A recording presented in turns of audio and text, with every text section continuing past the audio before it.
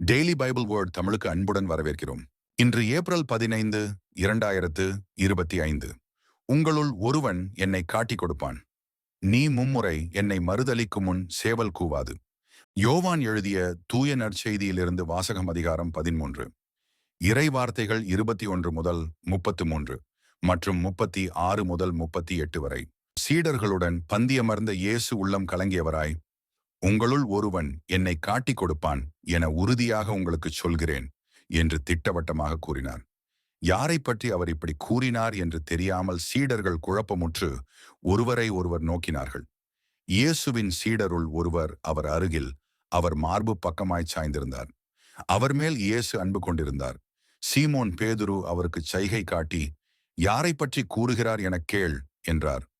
இயேசுவின் அருகில் அவர் மார்பு பக்கமாய் சாய்ந்திருந்த அவர், ஆண்டவரே, அவன் யார் என்று கேட்டார். இயேசு மறுமொழியாக, நான் யாருக்கு அப்பத்துண்டை தோய்த்துக் கொடுக்கிறேனோ அவன்தான் எனச் சொல்லி அப்பத்துண்டை தோய்த்து சீமோன் இஸ்காரியோத்தின் மகனாகிய யூதாசுக்கு கொடுத்தார். அவன் அப்பத்துண்டை பெற்றதும் சாத்தான் அவனுக்குள் நுழைந்தான். இயேசு அவனிடம், நீ செய்ய இருப்பதை விரைவில் செய் என்றார். இயேசு ஏன் அவனிடம் இப்படி கூறினார் என்பதை பந்தியில் அமர்ந்திருந்தோர் யாரும் புரிந்து கொள்ளவில்லை.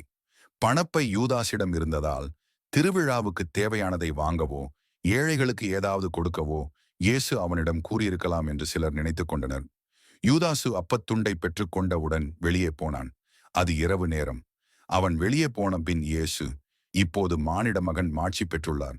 அவர் வழியாக கடவுளும் மாட்சி பெற்றுள்ளார். கடவுள் அவர் வழியாக மாட்சி பெற்றாரானால் கடவுளும் தம் வழியாய் அவரை மாட்சிப்படுத்துவார். அதையும் உடனே செய்வார். பிள்ளைகளே, இன்னும் சிறிது காலமே உங்களோடு இருப்பேன்.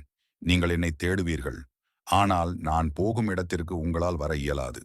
இதையே யூதர்களுக்கு சொன்னேன், இப்போது உங்களுக்கும் சொல்கிறேன் என்றார். சீமோன் பேதுரு இயேசுவிடம், ஆண்டவரே, நீர் எங்கே போகிறீர் என்று கேட்டார்.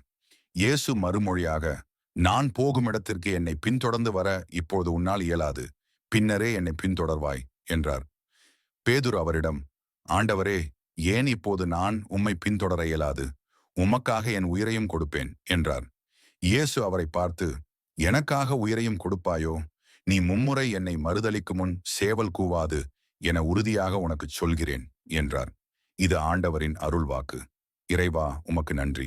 தினசரி நற்செய்தி வார்த்தைகளுக்கு daily Bible words Tamil channel subscribe பண்ணுங்க.